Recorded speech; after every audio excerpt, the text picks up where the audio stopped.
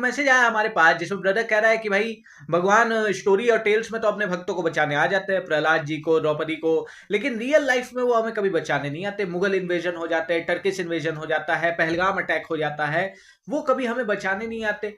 ये भेदभाव क्यों करते हैं भगवान? अमीर गरीबों के बीच ये भेदभाव क्यों? ऐसा ये सब कुछ क्यों क्यों हमें कभी बचाने नहीं आते? सिंपल सा क्वेश्चन। और ये क्वेश्चन उठना देखिए लाजमी है। आप किसी को अपना पिता कह रहे हो तो आपको पता तो होना चाहिए कि वो पिता कर क्या रहा है, क्यों नहीं आता कभी मेरी सहायता करने।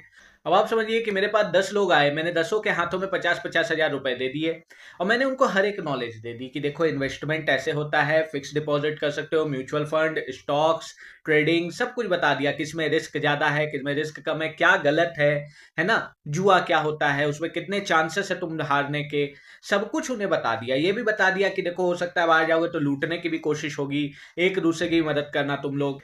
अब क्या हुआ कि 10 बाहर गए, है ना, कुछ ने मेरी बातों को समझा, कुछ ने फिक्स डिपॉजिट करवाया, कुछ म्यूचुअल फंड में लगा दिया, कुछ लालच में आके जुआ खेलने चल गए कि 1% तो चांस है ना जीतने का, कुछ के अब पैसे भी लूटे जाने लगे। अच्छा, कुछ को लुटेरों ने भी घेर लिया उनके पैसे लूटने के लिए, और दूसरा भी वही था जिसके पास उतने ही पैसे थे लेकिन वो इसकी मदद करने की जगह नजर चुरा के भागने लगा कि कहीं मेरा भी ना लूट ले इस डर से। अब उन 10 में से 2 ने क्या किया कि वो वापस घूम के मेरे ही पास आ गए, मेरे किसी जूनियर के पास नहीं, मेरे किसी मैनेजर के पास नहीं, मेरे ही पास आ गए। और भाई सर हमें तो इतनी अकल है नहीं, आपने जो समझाया हम तो भूल जाएंगे, आप ही बता दो क्या करना है, ये आप ही अपने 50,000 का जीमा लो, आप ही हमारे लिए कुछ कर दो। अब भाई मैंने तो सबके हाथ में 50,000 रख दिया था, सबको नॉलेज भी दे दी थी हर चीज की। अब 10 में से 8 लोग अपने पैसे की जिम्मेदारी अपने हाथों में लेकर के गए, है ना। अब उसमें से कुछ म्यूचुअल फंड में लगाने जाए, कुछ जुआ खेलने जाए, कुछ के लुटा रहे हैं। उनको भी मैंने सिखाया था कि भाई एक दूसरे के लिए भी लड़ना, लेकिन दूसरा नजरें बचा के चला जा रहा है, इधर इसका लुटाने दे रहा है। तो इन 8 की रिस्पॉन्सिबिलिटी मेरी नहीं है, इन्होंने अपने पैसों की जिम्मेदारी अपने हाथों ले ली है।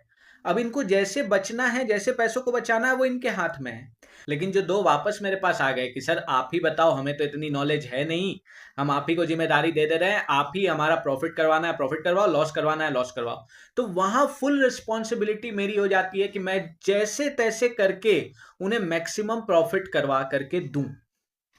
यही कारण है कि परमात्मा प्रहलाद और द्रौपदी की रक्षा के लिए तो आ जाते हैं, हमारी रक्षा के लिए नहीं आ पाते। हमारा विश्वास ही नहीं है उन पे उतना, हम उन्हें वो सेल्फलेस लव हम कर ही नहीं पाते जो प्रहलाद जी ने किया था। कि अगर आप देखो तो मुगल इन्वेजन, फॉरेन इन्वेजन, उससे भी पहले टर्किश इन्वेजन हो क्यों पाए? क्योंकि हमारे राजाओं में एकता थी नहीं। हम लोग इतना आपस में लड़ने में लगे हुए थे, चाहे चोला हो, पांड्या हो, राष्ट्रकूटा हो, प्रतिहारा हो, हम लोग आपस में इतना लड़ने में लगे हुए थे, एक दूसरे को कमजोर किए जा रहे थे हम लोग। तो क्या भगवान ने ये सीख नहीं दी है कि एकता में बल है? अगर हमारे राजा उस चीज को अप्लाई करते तो क्या ये इन्वेजन कभी हो पाते?